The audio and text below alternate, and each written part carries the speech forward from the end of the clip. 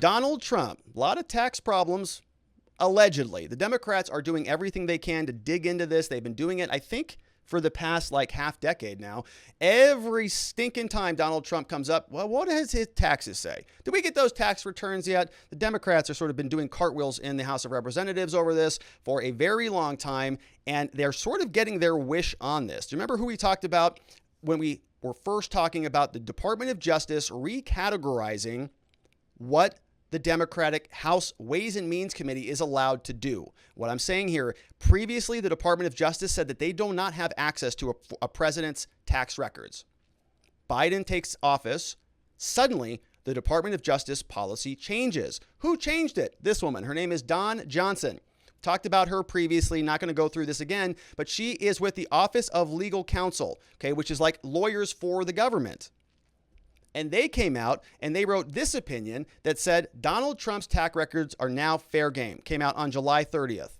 As a quick recap, they say as long as this serves a legitimate legislative interest, then that's good enough. The executive branch has to give it over to Congress because Congress is a co-equal branch. And the legislative branch, as long as they're acting in, quote, good faith, okay, and in furtherance of legitimate objectives, then they can get those records. Only if they lack a legitimate legislative purpose can they be denied. So here they say, in this case, this attorney said that the chairman of the House Ways and Means Committee has invoked sufficient reasons for requesting Trump's tax records. Therefore, it can be disclosed. So let's remind ourselves, what is the standard? What is the standard here? The government says these tax records are now available. Give them over, Treasury. Why? Because they say that these are legitimate legislative purposes. The reason the government wants them, the reason House Ways and Means Committee wants them for legitimate legislative purposes. Also, because they're doing so in good faith. They're also doing so in furtherance of those legitimate objectives. So that's what we have to ask ourselves.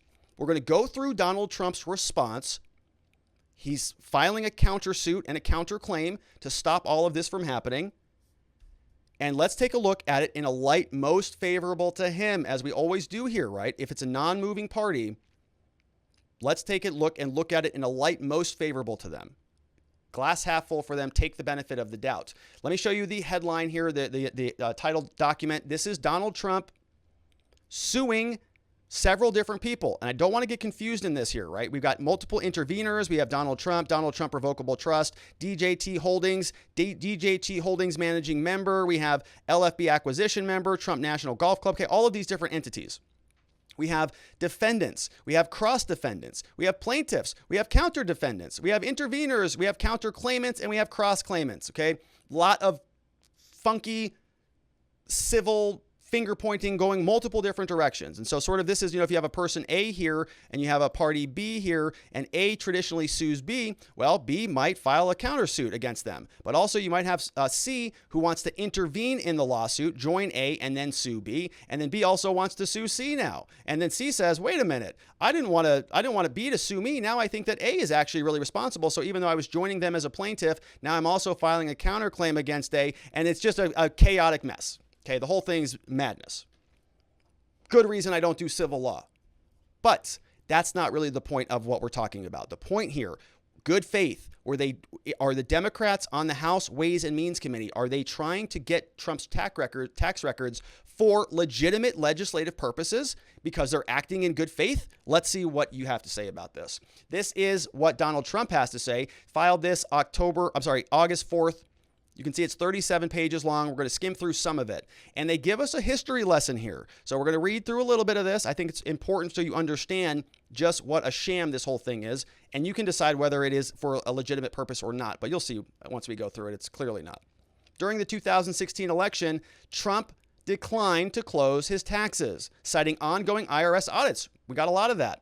Tax returns came up during a second debate. Hillary Clinton brought it up, said he's trying to hide something, right? We all remember that from that time.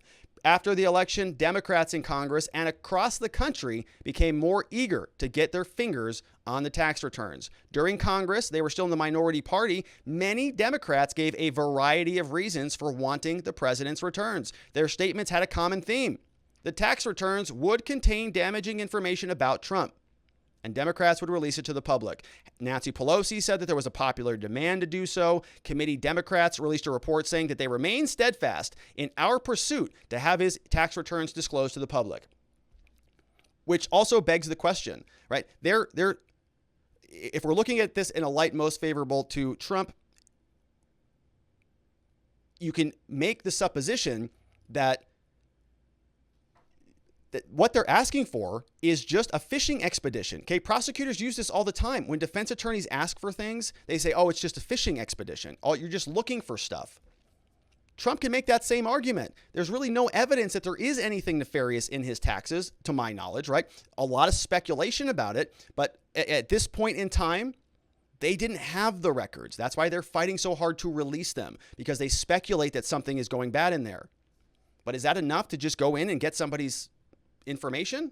They say yes. All right, what else we have here? We have a ranking member who was then, his name is Richard Neal. We have Representative Lloyd Doggett and others. They say the public has an interest in Trump's tax records.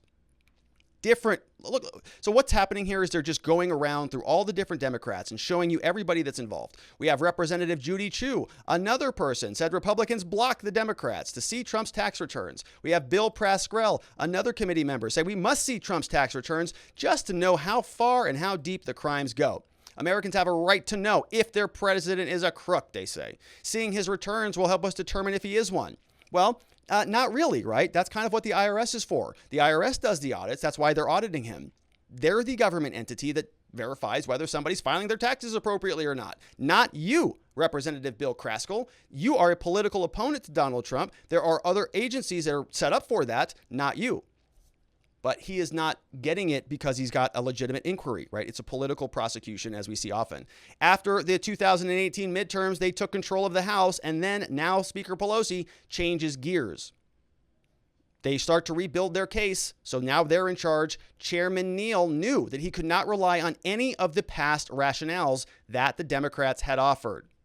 So they went through, they know that the House Ways and Means Committee has no jurisdiction over emoluments, no jurisdiction over conflicts of interest or Russia. Chairman Neal came up with a new rationale, sent a letter to the IRS, and the whole thing, as we're just seeing here, was pretextual. He sends it over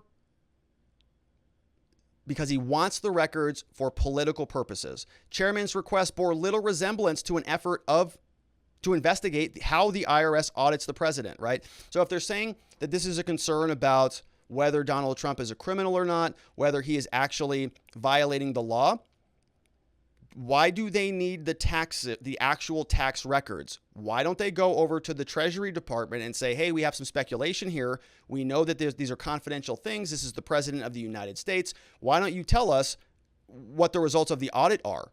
First of all, are you doing an audit? Yes. Okay. So when is it going to be done? Okay, so then you're going to tell us if there are any illegalities there, right? Yeah, we'll tell you, because we're the IRS. And they didn't. It's the Democrats wanting to go around that to get something because they know it'll be politically damaging to Trump. Justice Department agreed. In June 2013, they said you can't have the tax records. The extent the IRS, okay, so they said this is an IRS enforcement thing. Then the OLC confirmed that, which is the Office of Legal Counsel. Chairman Neal and other majority members, they tried to get Congress to do this, but now they had to come up with an alternative reason for a new request. So the committee's request is part of a broader nationwide effort by Democratic officials to expose Trump's financial information to the country. This is what they're asking for here in Trump's suit. They want a declaratory judgment that Chairman Neal in April 2019 and June 2021, that those requests are unlawful and unenforceable, saying that they lack a legitimate legislative purpose. They exceed statutory authority. They violate the First Amendment. They violate due process. They violate separation of powers. They want a declaratory judgment that the U.S. government is not authorized to comply with any of those requests. They want an injunction that stops any of those requests. So an actual court order that prevents them from doing it. They want them also from taking any other actions to disclose. They want a permanent injunction ordering all ongoing examinations to stop, a temporary restraining order, reasonable costs and expenses, including attorney's fees, and all other relief. Signed off on here by Patrick Strawbridge, filed August 4th, 2021. So that is Donald Trump's response. And it's also counterclaims and crossclaims, and everybody's getting involved in this messy litigation. But the question is, are what the Democrats doing on the House Ways and Means Committee, is that in good faith? Is that for a legitimate legislative purpose? Donald Trump's not even the president anymore. And they're still seeking this stuff. They're not happy with him. All right, let's see what we've got over from questions from watchingthewatchers.locals.com. See if anybody's queued up on this one. Phil McCracken is here, says, Rob, are they sure they want to open this Pandora's box? I'm sure if we looked at 90% of our politicians' tax returns, we would find lots of bribery. Yeah, or you would just see a bunch of things that are sort of left off of the returns, right? Like for example, Joe Biden doesn't have to report that he received a benefit or income if he doesn't actually receive those benefits or that income. If those are being funneled through his brother or if they're being funneled through Hunter Biden, those show up on their taxes, not on Joe Biden's taxes. And so you see this a lot with lobbyists and other people who get, benefits that sort of escape some of the observational powers of the IRS. And I think that you're right, that this is opening Pandora's box, because as soon as the Republicans are in charge, well, they can use this same basis. Once they get control of Congress and the House Ways and Means Committee, well, then they can just use the same OLC guidance to go after any Democrat that they want. It's bad precedent, but they're doing it because a lot of these things are sort of last-ditch efforts, if I can be so bold. Miss Lucky says, Dems cannot conceive of what good faith might look like. Good to see you, Miss Lucky. We have another one here from Speech Unleashed, says, what right does anyone, aside from the IRS, have to see anyone's taxes? What legitimate reason is Congress claiming to see his taxes? Because they want to investigate if the president is engaged in any criminality, right? Because they're contemplating new legislation for future presidents. That's what their basis was. We saw this when we went earlier in the week, Speech. We talked about the full order that came out from the OLC, the Office of Legal Counsel, and their justification, at least from Neil and the House Ways and Means Committee, is that they have to get these so that they can protect us, right? They're contemplating new legislation that would apply to presidents. Donald Trump was a president, so they need to see those things just so they can protect the country. Surprised they're not using COVID as an excuse. We have Peely Wally says, as a non-American looking in, all I can see is Democrats who obsess over Trump constantly. It is. It's really kind of a sick thing. It seems to me like an alcohol addiction. Yes, they just can't get over it.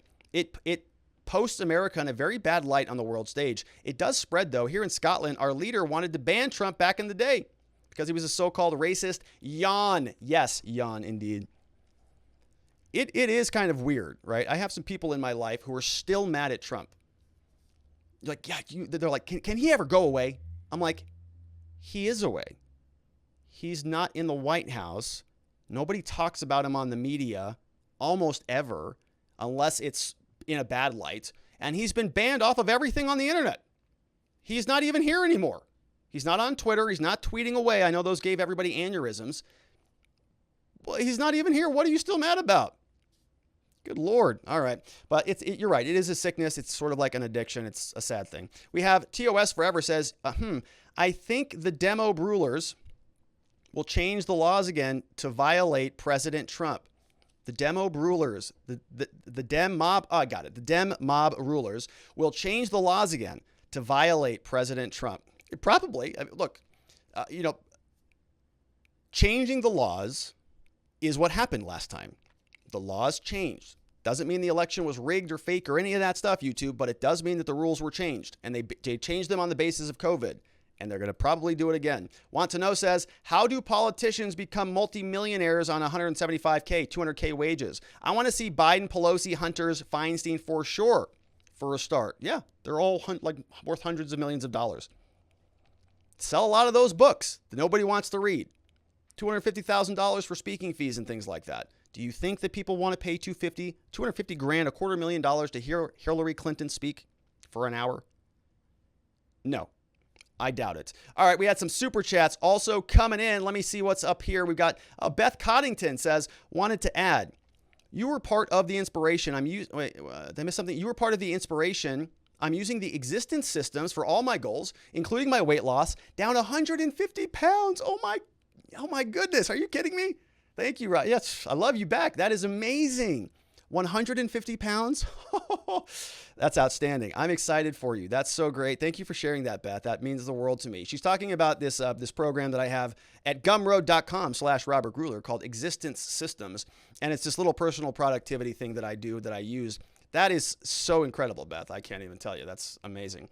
I'm very happy for you. Keep it up. Great work. We have Brody Z says the government is creating multiple bubbles that will crash an economy. I think we got that one last time. Yeah, it is. It's a problem. Our last one from locals is from John Delar says, if the Republicans win back the House, which is likely, will this stop? I don't know. If you're talking about Trump, probably not. I think that they don't like Trump as much or more than the Democrats, and they're in charge. So great questions, all of those from watchingthewatchers.locals.com, where we have a nice forum and an amazing community. Venticus Prime, we have a JM Shanahan 44 is in the house. Over on YouTube, we got Anything Goes, we've got Lay B, and many others, and we really appreciate all the support. Big congrats to Beth Coddington. Thank you, Brody, and others. Random Globetrotter for all of the support on YouTube as well. Thanks so much for watching. Before you head out, I want to just remind you that I am a criminal defense lawyer here in Scottsdale, Arizona, where my team and I, we've got a long history of helping good people facing criminal charges to find safety, clarity, and hope in their cases and beyond that in their lives. Our phone number for a free case evaluation is 480-787-0394. You can also find us online at www.rrlawaz.com. We can help with any type of criminal charge in the state of Arizona. Things like DUI, drug offenses, misdemeanor offenses. And we can also help with clearing up old case records, like expunging cases or making sure that you can restore your rights so that you can vote again or possess a firearm again or apply for some other federal benefits. We can remove mugshots off the internet. Basically, anytime that you or somebody you know or love is in trouble with the law in the state of Arizona, we have an amazing team of people. We would just love the opportunity to help. And our phone number, of course, 480-787-0394. And if you don't need any legal services, that's a very good thing, but you may be interested in some informational offerings so that you are prepared if you do have to deal with the police. And of course, I want to invite you to head on over to gumroad.com/Robert Gruler. You'll notice here, I've got several different trainings that are available, including the law enforcement interaction training. This is the 1, 2, 3 rule for dealing with the police. It's one rule you need, 2 questions that the police can ask of you, and 3 responses if they ask you a problematic question. So that's available now. You can also get a load at my personal productivity system here called Existence Systems. Fun little course. And then we have here, if you're a lawyer or a legal professional, be sure to check out this program. We are meeting twice every month. Again, all of this over at gumroad.com/Robert Gruler. And if none of that sounds any good to you, well, just go ahead and give us a follow, because I'm working on some other products and some other offerings. And of course, if you have not already done so, want to invite you one more time to head on over to watchingthewatchers.locals.com. It's where you can support the show, and it's where we can connect. We've got monthly Zoom meetings and a lot of other goodies coming up. So I look forward to seeing you there. Thank you so much for watching and for all of your love and support. I will see you on the next one.